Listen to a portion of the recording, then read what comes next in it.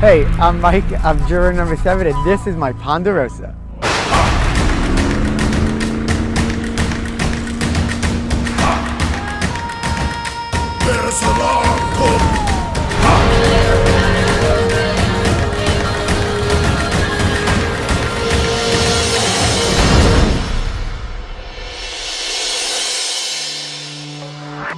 I acted crazy, knowing that it would be entertaining, knowing that it would make me look a little out there so people wouldn't necessarily want to vote for me. They would just think he's that crazy funny guy. And it worked. Oh, Joe. Come in, grab a seat. I let you down, I know, Joe. According to Dr. Joe and myself, I think I am the longest lasting healthcare provider, physician, or anything like that ever to play Survivor. Weight loss then, how much do you think? I think 15 to 18 pounds. Okay, do you remember how much you were when you started? I think it was 73.5. You were, which is 162 pounds. You want to see what it What are you is? going for now? What do you think? I say 145. 145, okay. Let's have a look. 145 pounds. Exactly what I thought. Exactly what you thought. So that is 18 pounds, 17 pounds. 17 pounds, over 10% of my body weight. Woo woo! Ponderosa, baby. Here I am, big 37. Oh, sort of stinks, but at least I get to eat and hang out with Coca.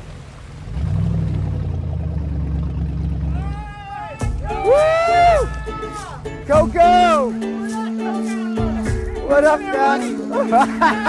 Ponderosa was awesome. Cole ran out in non-ripped underwear and gave me a hug. Everybody was happy to see me. I was worried about Ashley, but she's here. She's happy. You're sorry. We'll have our words. Yeah. All right. You mean what? So I will never forget your face. Turning around so afraid. It's not looking good. at the end of the day, we're a happy family, and only one person can win. And I think we're all just sort of happy with each other. I don't necessarily think we're bitter.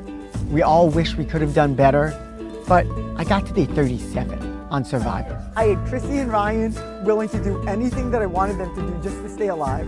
I was like, Coco would be so proud of me. He's a lot smarter than people think he is, but he's also goofy, which has gotten him a long ways. Look at that beard. I bet Barry loves that beard. She said not to come home with it. Wow, I look like a caveman. I wanted to believe like I looked like Moses, but I didn't. I just looked like a caveman. Now, you lost 16 pounds? Wow. JP still holds the record. 22 pounds. Wow. I knew you lost a lot of weight. You look great. You look great. Is that what you said? Yeah. Still my little bride. You want to Hey, eat? You want to yeah. start working on putting those pounds back on? Sure. Oh, thank you.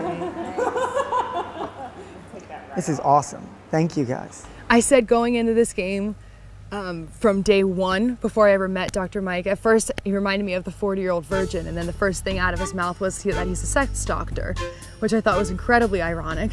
He is a character that you cannot forget. Maybe I'll shower first though. Should have had my game face on instead of my kind face. You take for granted being able to close a door, being able to walk on a hard floor. Oh, this is nice. These are things that are little joys in life that you don't even realize. I mean, there are no ants. There's a bed. That's amazing. I think I'm gonna change out of my wet bathing suit and then shower. Oh, I even have a loofah. Look at that. Evolution has given us these things. And so being able to have a little privacy, not sleeping next to a hairy, smelly guy. I wanted to be a Survivor legend. I don't know if I will be, but maybe the coconuts will be.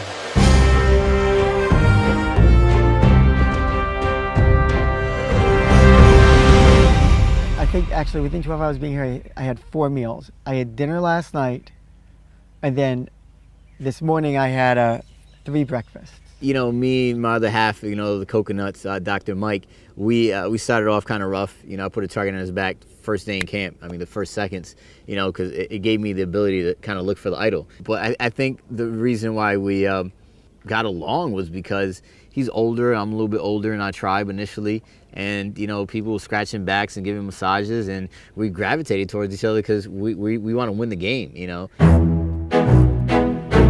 Oh, look at this. Look at this. We are living large. Thank you. Thank you so much. Whenever we don't have to open up a coconut, we're definitely Yeah, this is awesome. living See life. the coconut. So we had a rocky start.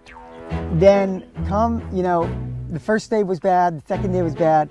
But once we won that first immunity challenge, things relaxed between us and we became friends. Like the coconuts thing happened because Well, first of all, we were a Joe duo. was right. Joe was nuts. Joe called everybody out on their game at Tribal because Coco called everybody out, and you called everybody out in your game I at did. Tribal because you wanted to cause discourse. You wanted to cause chaos. But so they were saying we're both nuts, and at some point we just said, I guess we're the coconuts. And then it was like, well, if we're the coconuts, and I'm a sex doctor, and he's Dominican, he can be Coco, and I can be nuts.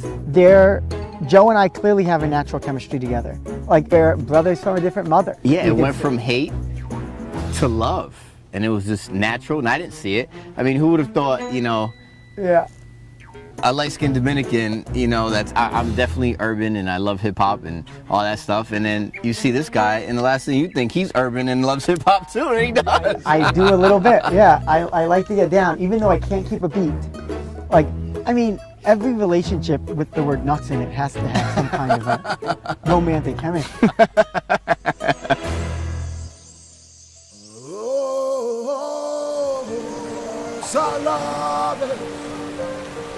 I came out here to have this experience and have this adventure and to grow as a person. And I know I have. I know that I'm going to enjoy the little things in life more now. But it's about the safety of having loved ones and knowing that you are in protected environments sometimes, knowing that like your house is your home and that like it's a safe spot. And I think like I have to make sure not just I understand that now, but that my kids understand that too. And I really think that this will bond me to my children in a way that I never foresaw it. But it's really going to be a life-changing experience for the entire family. And there's something very nice and wonderful about that. If you have a happy, loving, supportive family, you're going to feel like you live a great life and you wouldn't change it for anything, anyone in the world. But we've been forced to realize that, hopefully now, sooner rather than later. And we'll now be able to forever appreciate that, I think. When, sometimes you don't necessarily appreciate all the things you have around you. And I think this is going to help us do so.